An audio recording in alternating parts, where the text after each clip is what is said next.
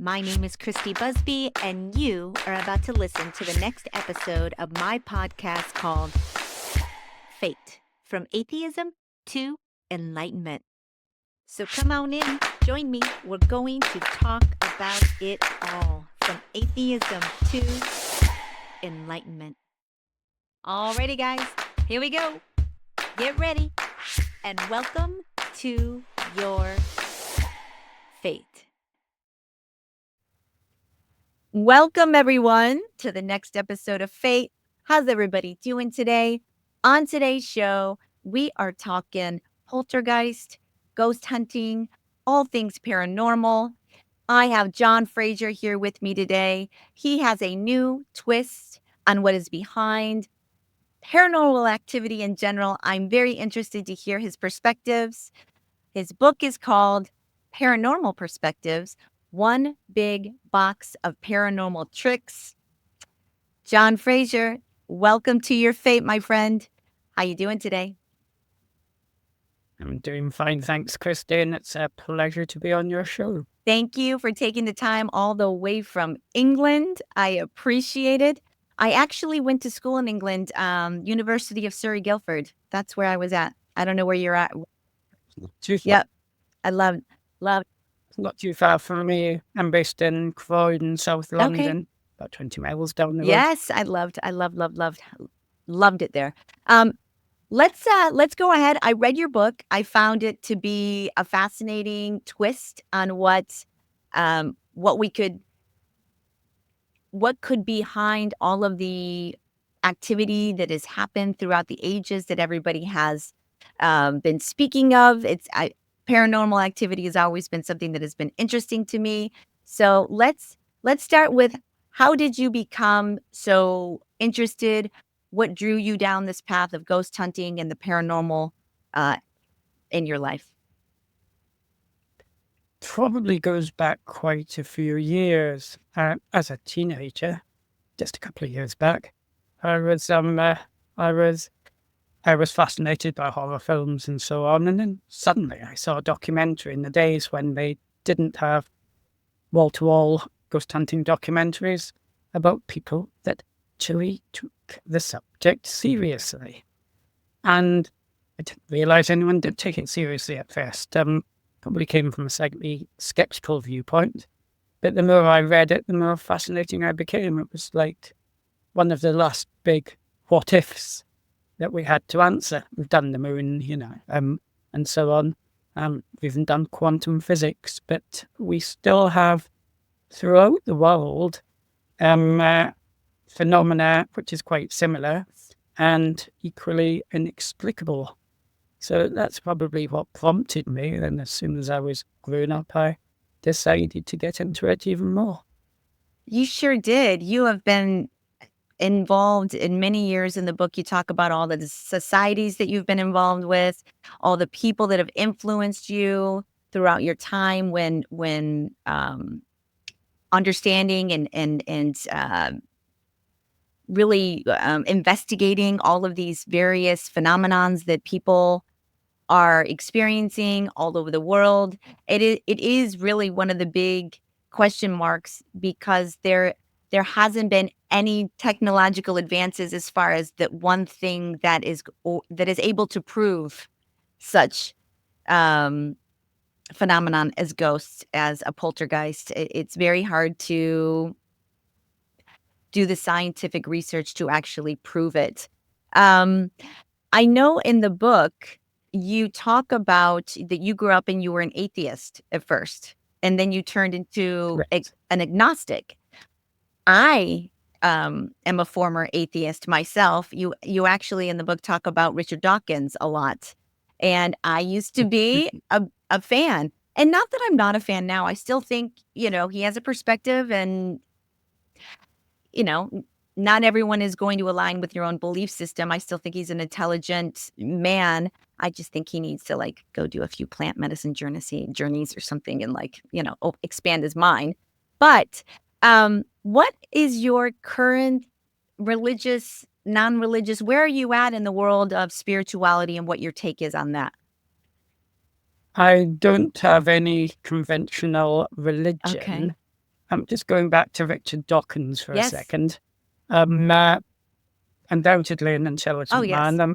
I was actually, when I was at university, I was in between spending too much time in the student, I was actually doing the day philosophy course under a gentleman known as called Richard Swinburne, who Dawkins makes great mention of. Um, Swinburne's a philosopher, theologist, and obviously takes the opposing view to Dawkins. And Dawkins seems to make great mention of Swinburne in the book.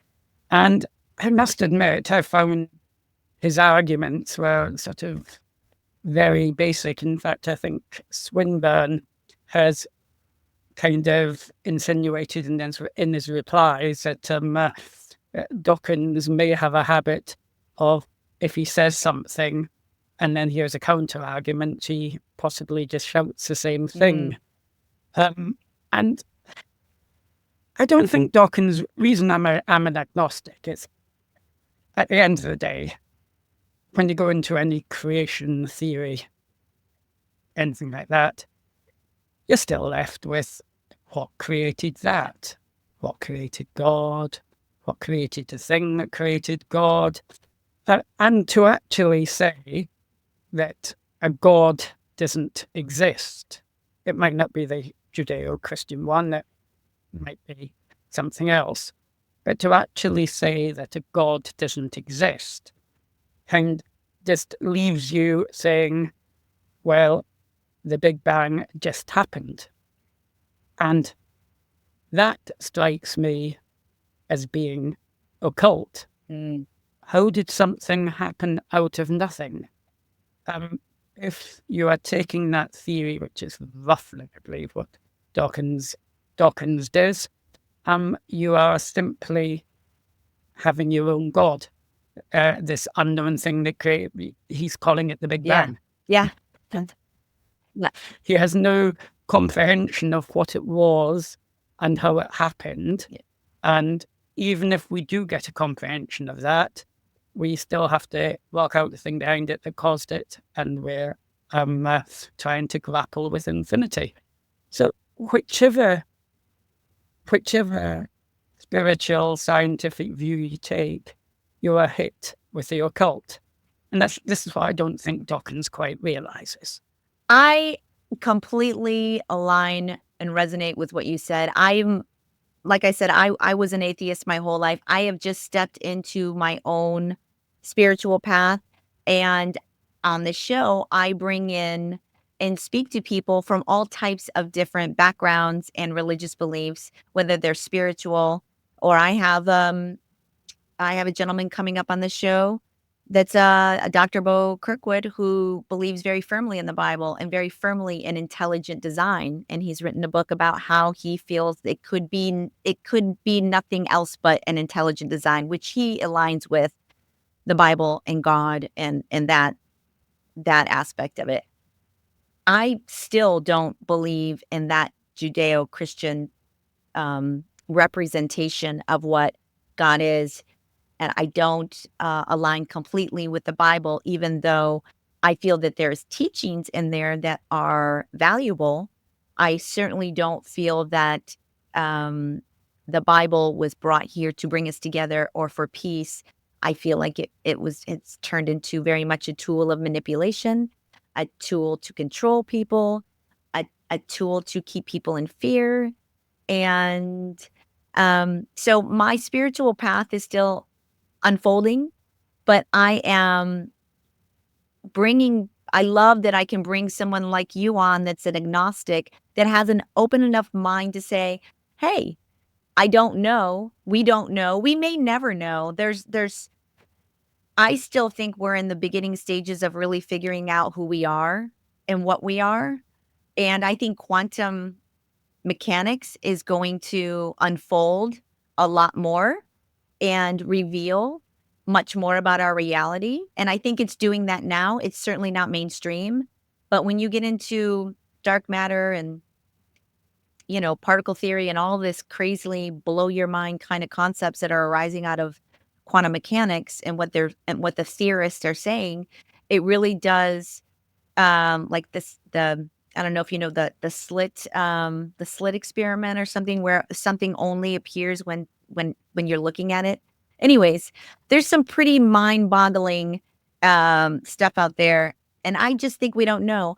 I do, however, believe at this point that there is a higher source energy out there that we're all swimming in. I don't think that source energy is necessarily human or has human emotions or is of man ilk, but I do think there is some sort of power out there, energy source that is um, available to us that we can tap into if we open our hearts, our minds. And I think a lot of it lies within. I think a lot of our power, a lot of our spirituality lies within. I don't think it's an exterior thing.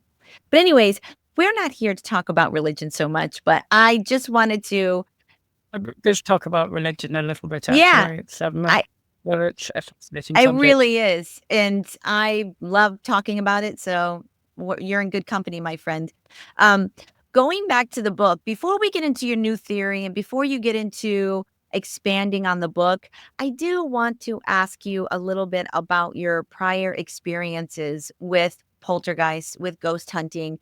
And I'd love for you to tell me some of your most um, spine curling things that you were able to witness or feel or experience during your time when you were figuring out your new, figuring out what paranormal is. The first thing I should explain to you is I'm probably about as psychic as the average brick. Um, uh, I probably come from things more of a research point of view. Um, uh, I'm also a bit of a ghost hunting romantic and like staying in particularly scary places where even if nothing happens, it kind of just hits my romantic Mm, side. That bit isn't scientific, but we need to have the romantic within us. We're talking about phenomena I have seen. Probably the most interesting case was at a place called RAF Cosworth in obviously in England. Uh, Haunted aircraft museum, RAF Lincoln bomber, supposedly haunted. Uh, the Ghost Club, of which I became a member after going through my usual initiations, reading all the books and corresponding with the president of the Ghost Club. Went on it. Went on this investigation. Uh, Three things happened. First of all, the leader of the investigation, an author called Peter Underwood, thought he saw a shadowy figure of man that looked a bit like a pirate. At the same time, another member of the team felt as if they had kind of got pushed back and got an electric shock.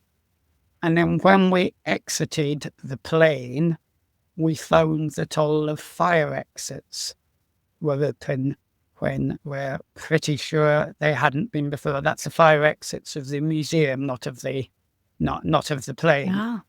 So three things. The only one I directly experienced was the fire exits, but three things happening at the same time I thought was pretty Mhm. impressive. It kind of seemed to give some kind of causality to the whole thing. Absolutely. Now, when you through your years of being involved in the paranormal, do you feel like there were um most of the evidence that you would get from these investigations were of a certain kind? Like, was it mainly you would get temperature fluctuations, or would they appear, or would you hear things, or would objects move? Like, was there a certain pattern or a certain way in which you would they would present themselves that you found over the years through all your investigations? Or was it just random? Um, well, temperature fluctuations, I'm not sure that I mean, there has been some anecdotal, certainly nothing that I've terribly experienced as being standard for any paranormal event. Um, I've been on investigations where people have possibly seen shadowy figures or what have you. But again, we have the psychological possibilities that somebody has a sense of expectation. The one that always fascinates me the most is poltergeist type activity. Best example of my very limited phenomena I've experienced is, sadly, being in the next room where I was leading an investigation at a place called Charlton House in London, old Jacobean house, which has had poltergeist activity in the past. Obvious group of about 12, so we split into 3 groups of 4. The group next door were people that did not know each other, so little possibility of collusion. Somebody had brought along a small ornamental wooden mushroom, just as a potential appurate object. According to 4 independent witnesses, the mushroom flew across the room and landed on the floor with a bang of energy far bigger than a small wooden ornamental mushroom was called. We actually heard the bang to some extent, but didn't see the phenomenon.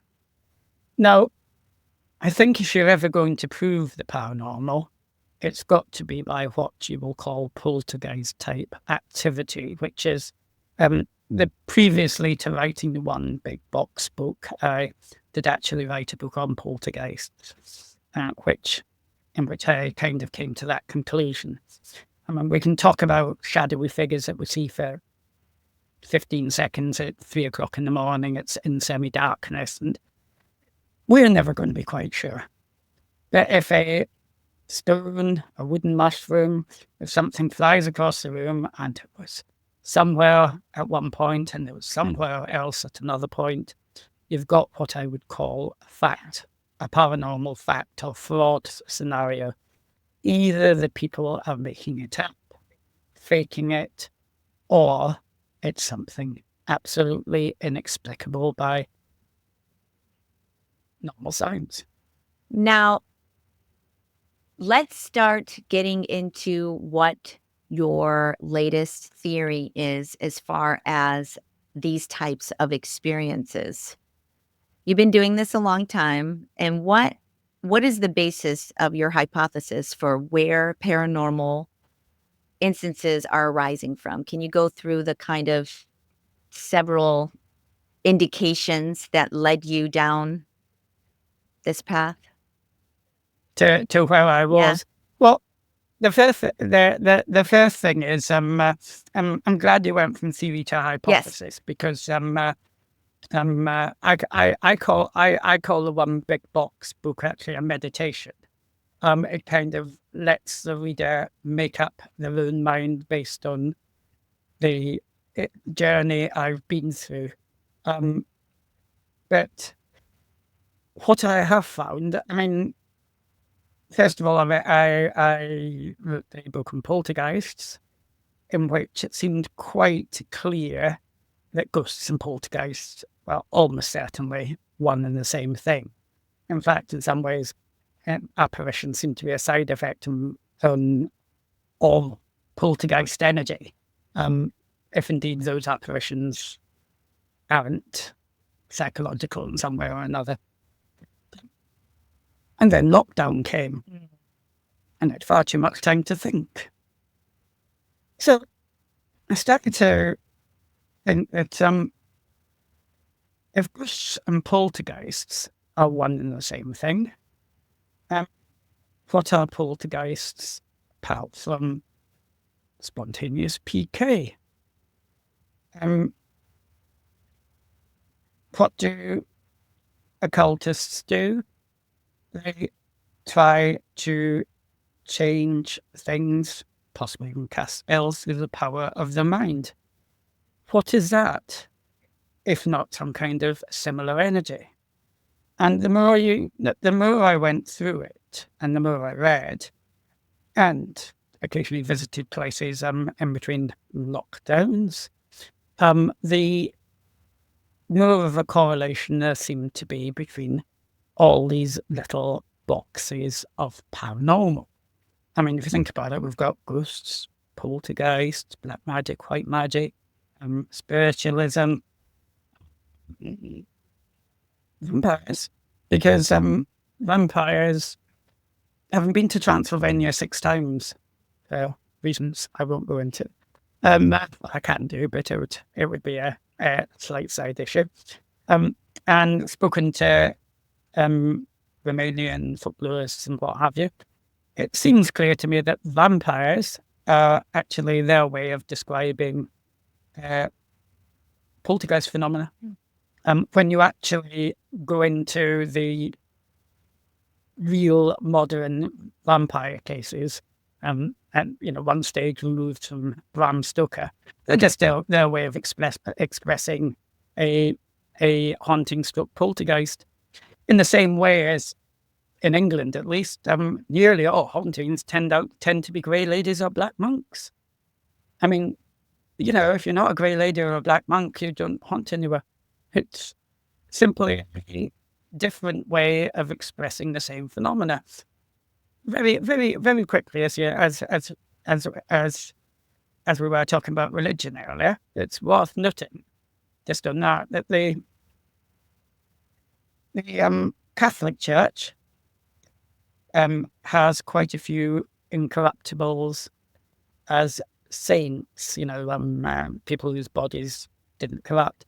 If you go to the Orthodox Church, incorruptibles are demonic. It's one of the main theological differences between the two. So by definition, we, in a religious sense, can't have vampires. We can't discuss something as unexplained and scary and possibly I know the word. I'll stick to relevant. I can't get my tongue around.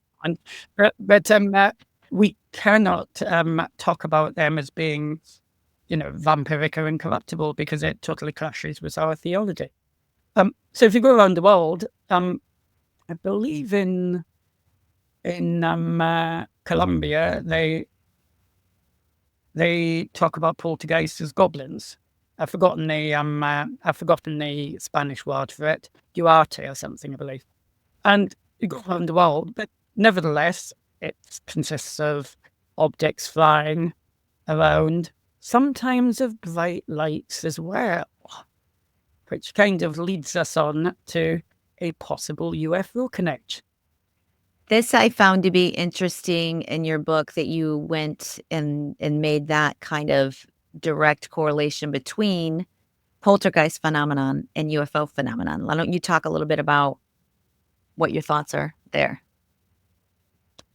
Well, the first thing to say is, to your listeners, is I am not a UFO expert. So this is a broad brush theory. Most of my research has been in ghosts and poltergeists. However, I mean, two possible types of UFO phenomena. Obviously, there is a possibility that there may be life elsewhere, and that is entirely different and outside any one big box theory. But I tend to find that most UFO cases I've read about, and I haven't actually experienced any myself, are very much along bright lights and very much in areas which are also renowned for either being haunted or having poltergeist activity. Particularly favourite of mine is a very mysterious place in Sussex, England, called Chanctonbury Hill, which has had numerous UFO sightings, possibly had a temple built to Mithras in Roman times on it, It was a place where Aleister Crowley used to go, the occultist, for inspiration prior to doing whatever Aleister Crowley used to do. It's a place with myths and legend that go over and real apparent sightings that go over the entire spectrum. Not only have people seen UFOs there, they have had weird panic attacks, which are quite common in poltergeist cases, even when somebody isn't experiencing anything else. There's even a case of levitation in Chanctonbury Hill, which, if we take the Enfield poltergeist case literally, is also something that occasionally may happen in poltergeist cases. So it may be that there are places where there are particular types of geological energies. I would love places like Chanctonbury Hill to have a full geological survey and a full testing for electromagnetism and so on, because I think that could be very intriguing. Not one of my cases, but a colleague of mine in the SBR, Steve Parsons, actually had a case in a Welsh farmhouse where there was phenomena in a particular bedroom, quite active poltergeist phenomena, where they actually found there was dangerous levels of EMF coming from the electrics. And they actually found it was in a geological fault. So you possibly do have areas which are in some way special, which in some ways can inspire. And if one isn't expecting it, in some ways can scare the hell out of us.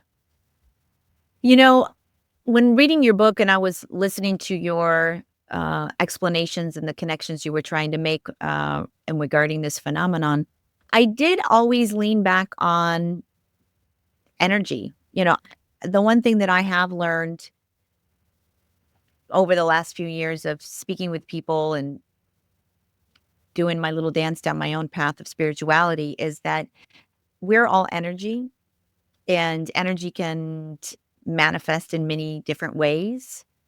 And what are your thoughts on that concept that at the end of the day, from what I understand, we literally are energetic beings and we are possibly capable to vibrate at different frequencies, which allows maybe some things to appear that would not normally appear because they are now vibrating at a frequency in which our eyes, the spectrum which with we are able to see on this plane, and we're able to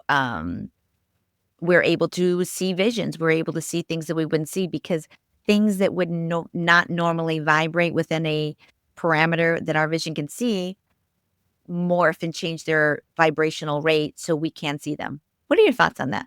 What do you think about that?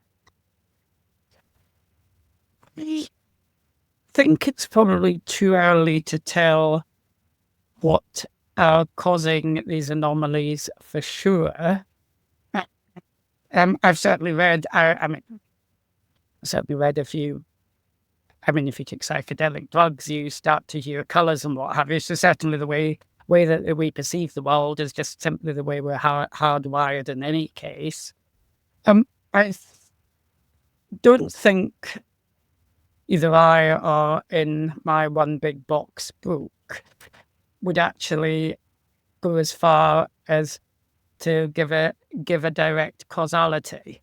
I think it's too early for that. It might be something to do with vibrations, but all I was aiming to do was to give a correlation between different phenomena and to get somebody else to make the next step, to get us out of our individual boxes and start looking at the paranormal as being potentially one thing, or at least a vast sway of the paranormal I mean, as this isn't actually John Fraser in lockdown, having too much time in his hands and just coming up with a random theory either. I mean, in the 19th century, when we started investigating the paranormal, we didn't necessarily have all these compartments. I mean, for example, William Crookes, who basically invented the vacuum tube in between going ghost hunting and various other things, they kind of generalized in those days. He very much was of the mind he was looking for one particular theory. I mean, it's natural in science. I mean, I give a really amusing example sometimes. I mean, Newton had the apple fall on his head.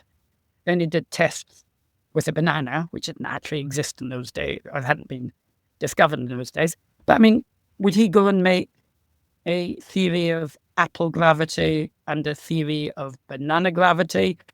Uh, or just think these are different ways of the same force being demonstrated? Fair. Likewise, we maybe got ourselves into our own little boxes, possibly based on our belief systems. And all my book intends to do is to try and shake up those boxes a little bit. I don't think we're as far on to talk about whether it's vibrations based or just a hidden power in the mind or even something external. I mean, I tend to favor something within us, but I certainly wouldn't write off something external. But we're not the idea that there's about 17 different types of things running around that do the same thing strikes me as not a good place to start. Not logically impossible, but not a good place to start. And we've kind of lost our way.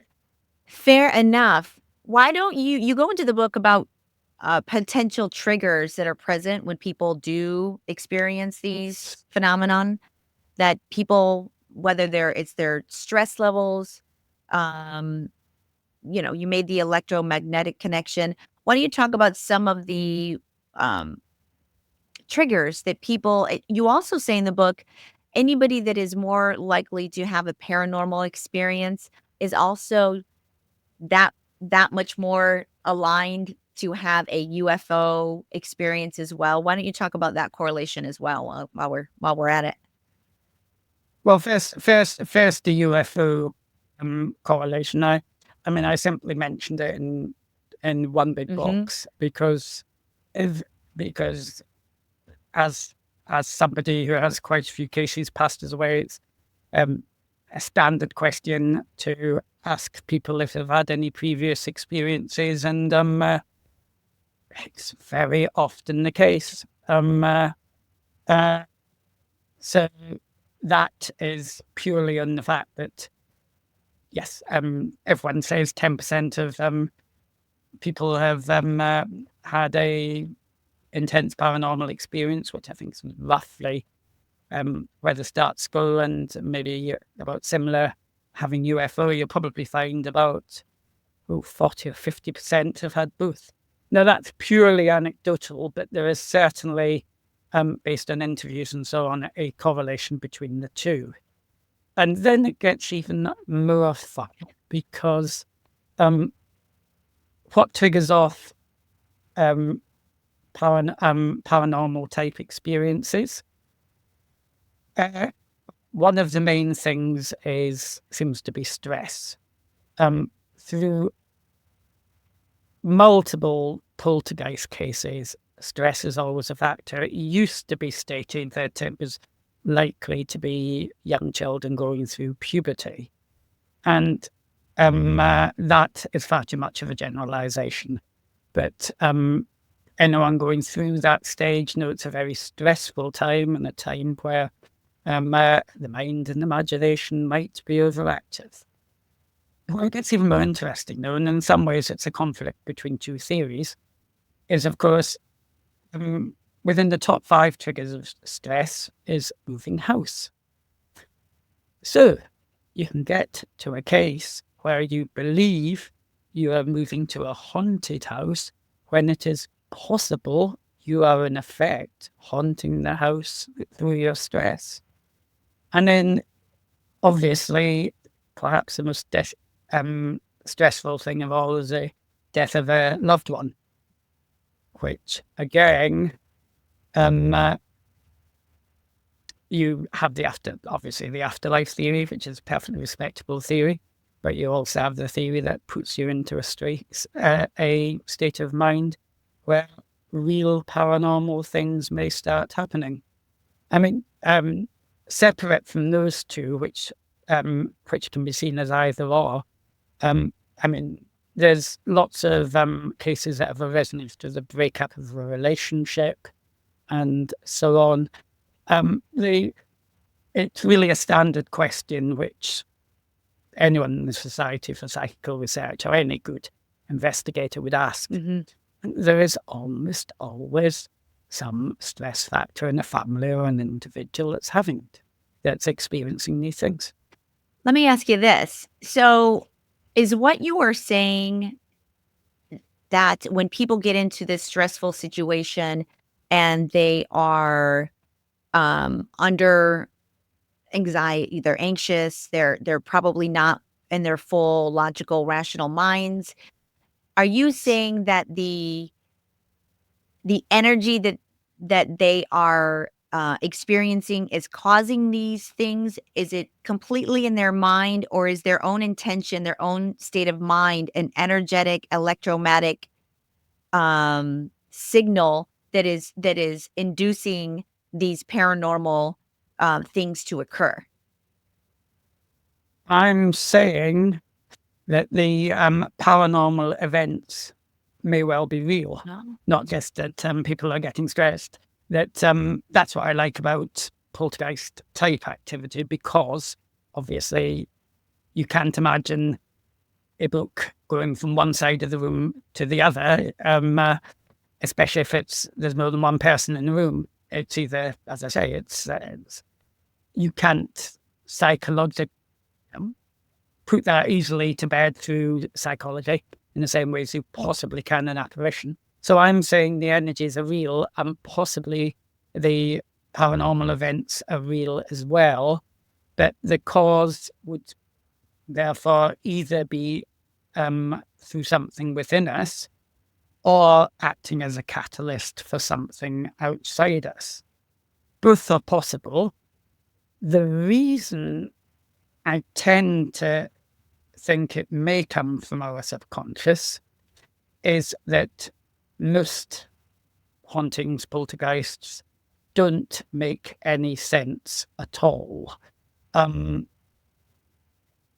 back to the famous Enfield poltergeist case, which I'm sure many on your side of the Atlantic have heard of. Just for my audience, I'll say the Enfield case, if you guys have seen The Conjuring, the movie, which is wildly popular here in the United States, it's based on a true actual haunting that occurred in England.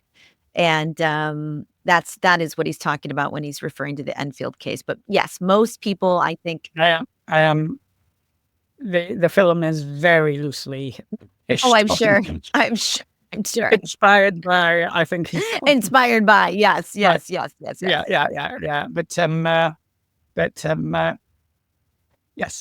In Enfield case, very briefly. Mother of three children, one of which wasn't entirely well. Two of the other children started to experience poltergeist phenomena. One of the main catalysts for that phenomena was a young lady of about 12 or 13 who became possessed apparently by an old man who used to live in the house previously. It's interesting, he did actually used to live in the house previously. That so far, so good. However, she used to speak with a gruff voice when she was being apparently possessed by this gentleman. But one of the things that this gentleman seemed to keep asking about in his deep, gruff voice was about menstruation. And you have to ask yourself why an elderly gentleman would be asking about menstruation. And you can think of plenty of reasons why a 12 or 13-year-old girl would be asking about that. So, was it the old man, or was it some hidden power, our subconscious, and so on? Another quick example. There's a case called the Andover case, which isn't quite as famous, but was investigated by a colleague of mine called Barry Colvin, who's a very respected investigator in the Society for Psychical Research. He found there could be genuine poltergeist raps coming from the wall, or at least inexplicable, and could start communicating quite thoroughly through these raps. Catalyst being, I believe, a 13-year-old girl again. And the thing is, all the raps did was to predict next week's soccer results. And from my understanding, the 13-year-old girl had a slight interest in soccer. Now, not only that, is they didn't predict them very accurately either. So if you're dealing with an outside entity, it's not a very helpful outside entity. Could at least have got the soccer results right. So there's a number of cases like that where the communications, whilst they appear paranormal in nature, seem to be tilting on what the one of the residents of the house might have been interested in, rather than what an outside entity might be interested in. That's why I tend to go in the one big box book for something within us. But that, I say, is a meditation. It is not a conclusion. What are your fellow colleagues, current colleagues, what are their thoughts on your take on what paranormal instances could be? What kind of feedback are you getting from people who are actually in this realm doing the work with you? Some people agree with me. Some people are more of a spiritualist outlook on such things. Some people, not particularly people I deal with. Some investigators I know talk about portals to hell in somebody's kitchen, which I think is probably irresponsible. It may or may not be true, but it will certainly scare the living daylights out of anyone. Some people call themselves demonologists, which is a term and investigate the paranormal from that perspective, which is a term I totally disagree with. Now, don't get me wrong, I can totally respect somebody that comes from a Judeo-Christian good and evil point of view. It may or may not be correct, but by introducing yourself as a demonologist, you are answering the question before it is asked. And not only that, by knocking on the door and saying, "Hello, I'm Mr. Smith, your local demonologist," if my fear, if my stress theory is in any way correct, it will cause phenomena, which is interesting. But obviously, if you're investigating something, the goodwill and the good health of their family has to come first. So, I mean, there's a myriad of, get five parapsychologists in the room. You'll get 6 different theories and one from an invisible friend as well. Yes. So, I mean, there is some agreement that we should be trying to rationalize this a bit, because, I mean, let's face it, a lot of paranormal investigators try to be scientific. And there's, I mean, anyone that's read the philosophy of science, Thomas Kuhn, it's quite clear that it's usually one scientific theory that replaces another. After, strangely enough, anomalies, which is what we have plenty of at the moment, then you get scientists trying to fill in the gaps with more far-fetched theories of mass fraud for 50 people see the same thing and so on. And then you get a new scientific paradigm. But you don't usually get 20 new scientific paradigms. Right. A bit ambitious. In the book, you also talk about things like past life regressions and hypnosis, and there's a particular story that you talk about a gentleman named Don Brown and how he was a pretty was able to get into such a deep trance and be very good at reciting history of a certain um what was his name in the book? Cerdric or something from Saxon?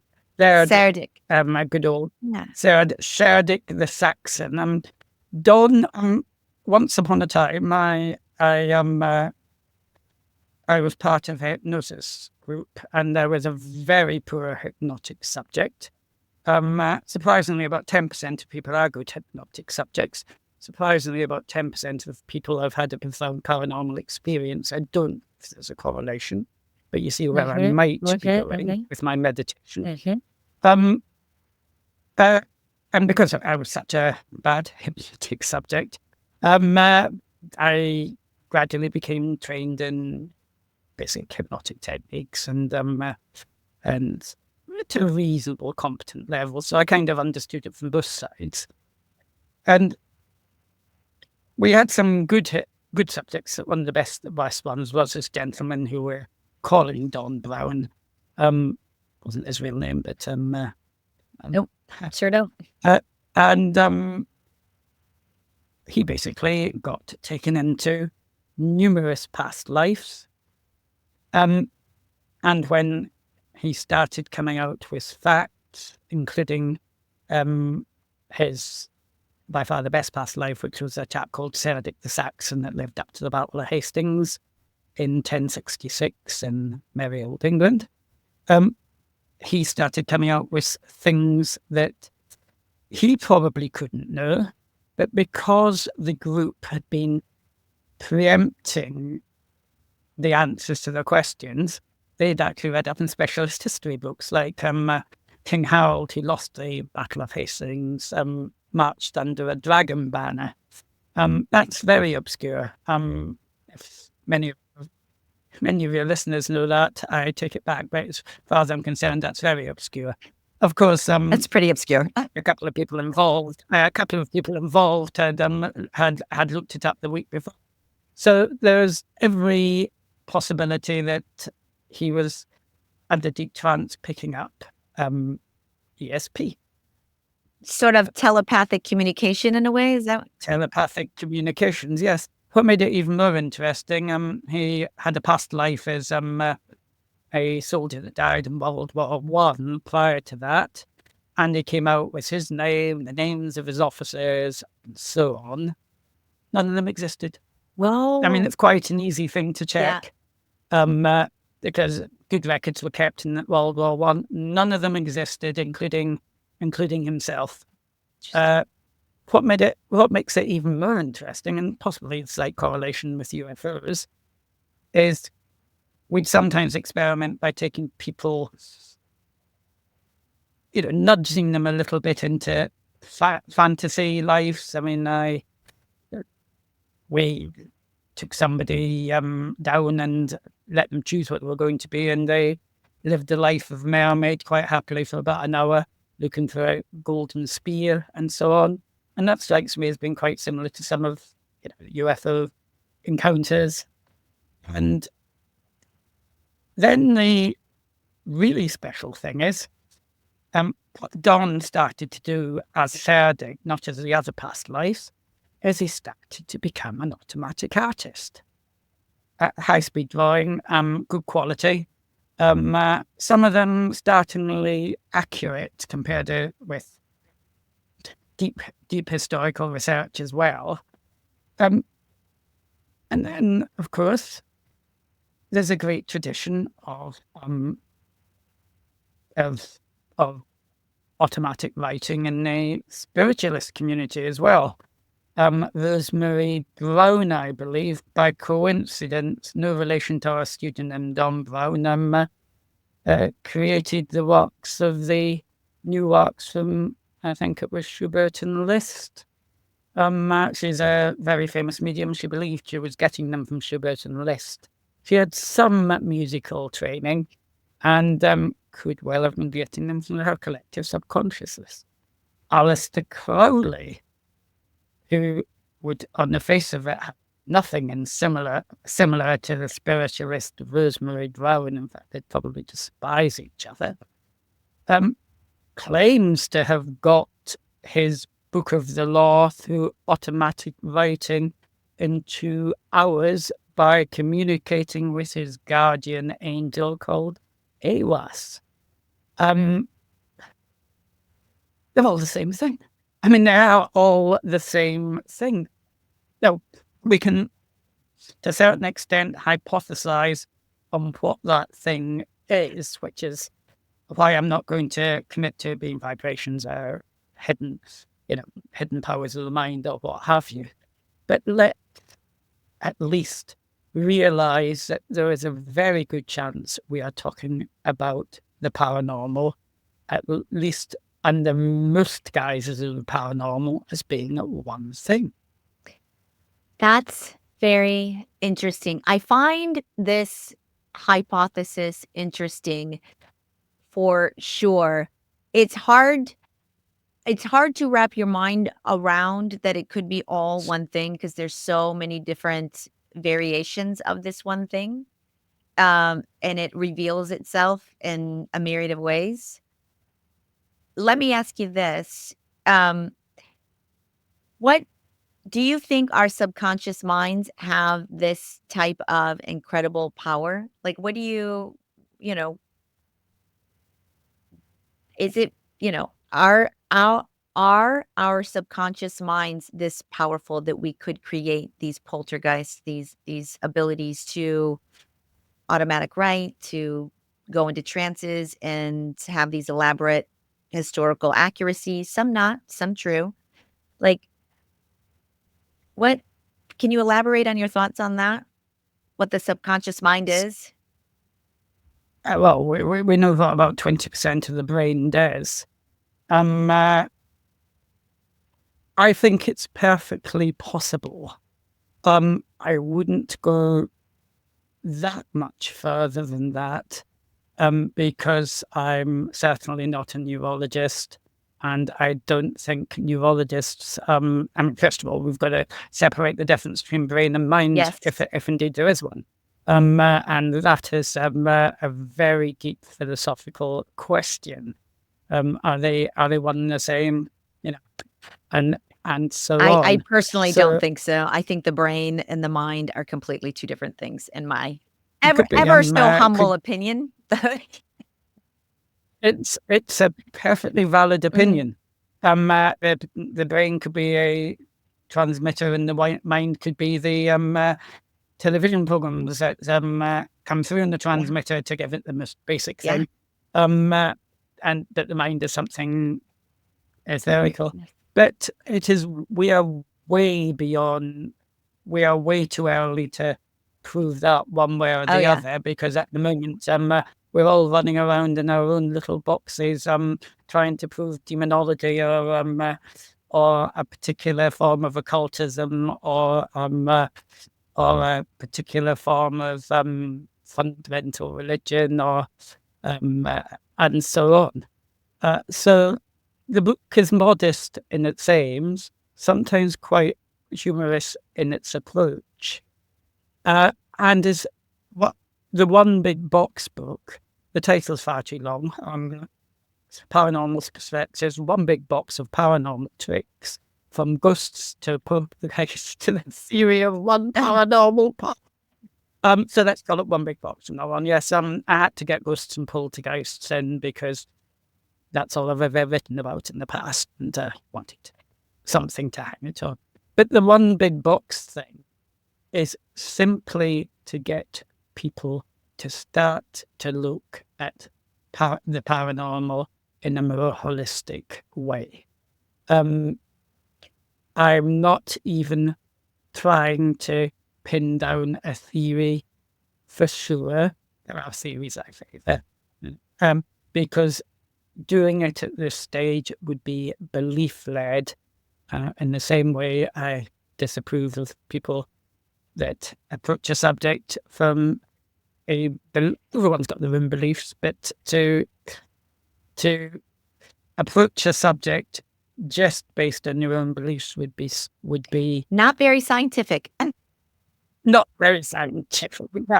Who would not like it? No, not very scientific. But what I do like is that the more people out there that are asking questions, that are posing these alternative theories, at least we're having discussions about things that have been out there in our culture, in our ether for decades that have not been taken seriously for the most part and have not been thoroughly addressed by the scientific community. Not It isn't just sorry to interrupt. The thing is, it used to be up until maybe about the 1920s or what have you. I mean, Nobel Prize winners used to be very interested in the paranormal. Charles Richet, to name one. I mentioned William Crookes earlier.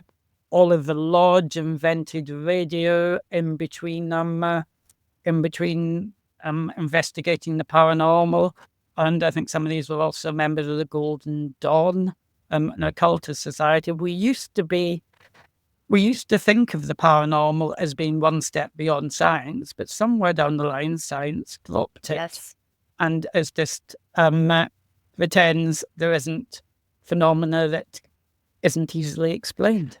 It's true. The mainstream scientific community does not seem like they take these types of things seriously, and kind of almost it's not made fun of, but not taken seriously, not something it is beneath the um the scientific community interest. Like that's not something that's not what we do here. Is basically, it feels like that's the theme, So, you know. bit like, You know, bit like Richard Dawkins. It's yep.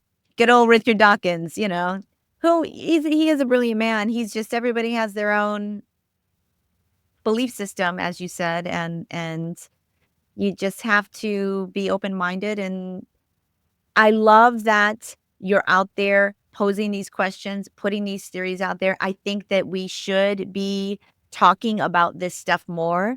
I think that there is a big wave of people coming up that are starting to be more interested in what exactly the paranormal is. What do we have UFOs? Are we alone? What is the nature of our reality? These are all questions that I like to ask on the podcast. These are all questions that I'm here talking to people about. I love that you're agnostic and you are in the open-minded and entertaining all things that make sense and resonate with you. There's many people. I was an atheist for most of my life. I wouldn't even have categorized myself as agnostic, but I find that to be also um pretty arrogant in a way, to just feel like you have all of the answers and that you wouldn't even entertain the thought of anything outside of what your own silly belief system is. And now that I've moved into my own path of spirituality and opening the door to investigate what that is and what resonates with me, I think that this is something that I would love to hear more of. I'm open to it. I'm open to all forms of beliefs, and I'm trying to figure out my own belief system. So on that, so, you know, that's all you can do, is be, as we're moving through life. I think you always have to be open-minded and understand that there's no end to the learning. There's no end to curiosity. And I think we need to start having more discussions and listening to other theories about what potentially could be causing all of this stuff that nobody seems to understand or have a real concrete explanation for. It's fascinating to me. I couldn't agree with you more, You Christy. know, it's fascinating. So let's keep asking the questions and having the dialogue and be open and minded enough to listen to somebody else's perspective. I think that's what it's all about on this journey here. On this, we are in total agreement. Oh, Well, seriously. I I mean, half the fun is it discovering. is. Suddenly that moment when you kind of make connections between things, I think maybe at least. And that's the book. Box is actually, well, it's certainly not a scientific thesis. It is meant to be very readable. I think to probably even poke fun at myself occasionally. Because let's face it, everybody that everybody that investigates the unknown has to be different in a nice sort of way. So I hope I I hope that comes over as well for anyone that buys it. I think it will. I read the book. I enjoyed it. I thought it was a new perspective on something that I have always been interested in, still am, still out there trying to and not investigate it, but I am open to hearing all aspects of information that'll illuminate us to what are we doing here? Who are we? What's the nature of reality? What is this phenomenon that all of us have been experiencing or hearing about throughout the ages that we've never really had a quite an understanding of? And on that note, I mean, I would like to thank you, John Fraser, for coming on the show and talking to me today. And I really enjoyed your book. Thank you very much. It was a pleasure to talk to you, It was Chris. a pleasure. I come on in if you ever have another book that you're out there that you or another theory or you've learned more information, you always have a home here on this podcast to tell me what your latest and greatest is. I would love to hear it. I think I know what my fate might be in the Okay, future then. perfect.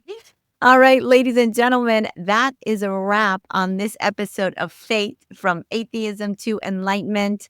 I'd like to thank John Fraser for coming on and speaking with me today. Pick up his book, Paranormal Perspectives, One Big Box of Paranormal Tricks. It'll turn your head on what you think poltergeist and UFO phenomenon is. It's a great read.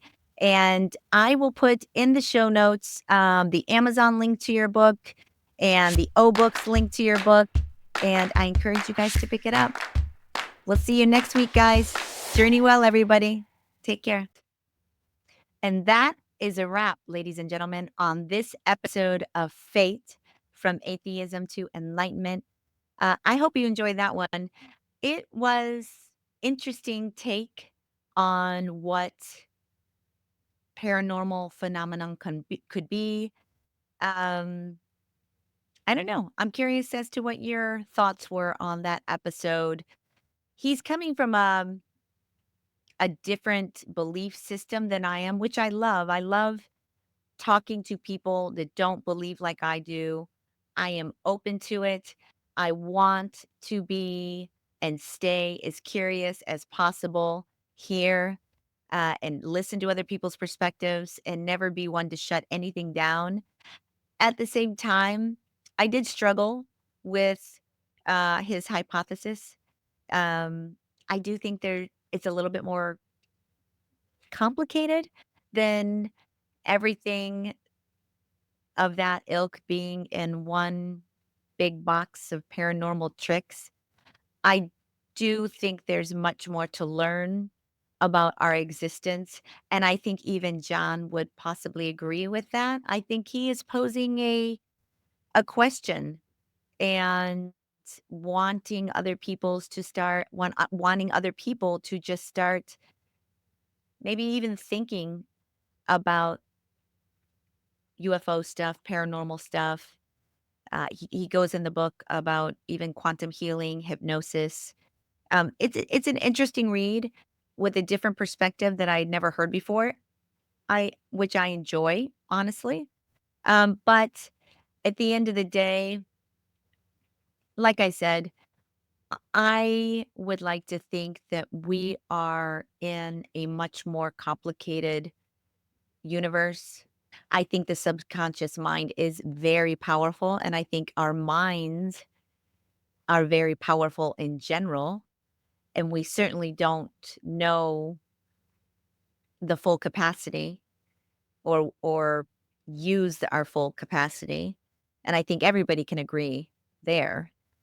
I'm just not 100% sold, John, on that particular theory, but I'm coming from atheism to stepping into spirituality, and everybody gets pulled in their own direction based on their internal knowing, their gut, um, and what resonates with me doesn't necessarily resonate with John.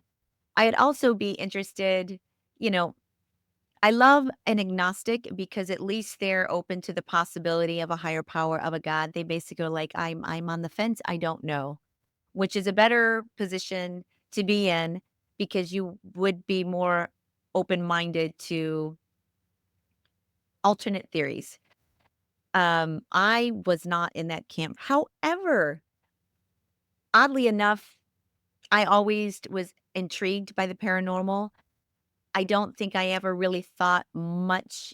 For me, there was no overlap between religion and paranormal activity or ghosts. Like, I grew up love to this day, my favorite holiday is Halloween. I love being scared. I love going to haunted houses. I love all of that. I was a big, huge Stephen King fan growing up. I read all of his stuff. I was always into ghosts and paranormal and being scared, always. But I never thought much past of it as far as the religious side of it. And if you believe that there's ghosts, I, you kind of have to little bit believe there's some sort of afterlife, which I did not believe. So, it's not something I put a lot of effort and logically, critically thinking about when I was younger. But now that I am in this position where I have left atheism behind and I now look at myself as a much more deeply spiritual person, my thoughts on the paranormal are not that it is a direct reflection of our subconscious mind. I do think that there's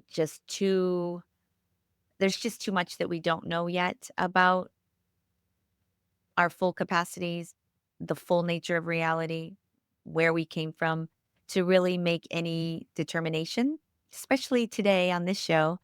But I'm I'm going to keep talking to people and I'm going to start absolutely opening to other ways of thought. I think that there's room for all opinions, discussions, and I encourage you to pick up the book. It's a good read. It goes in to a lot of his background in ghost hunting and investigating poltergeists. He's been doing it a long time and it's clearly a passion for him. So if anybody has the latest theory to come out with, I think he is the perfect person to do so. He's got a deep well of knowledge when it comes to that type of phenomenon. So I wish him well. If he wants to come back on the show and talk about it, his next theory, let's do it, John. I'm all for it. I'm going to leave it there. If you're liking what I'm doing here and you're listening to the show, do me a favor, like, share, tell a friend. Do something. I would love to get as many people on board with me as possible. So I need your help to do it. And I appreciate all of your support. I hope you continue to journey with me. There's many more guests coming up. I've got some good shows coming up. I hope you stick with me. I can be reached on Instagram at F.A.T.E. podcast. Alrighty, guys. I will see you on the next episode of Fate, from Atheism to Enlightenment. And until then, welcome to your Fate, gang. Journey well. Bye.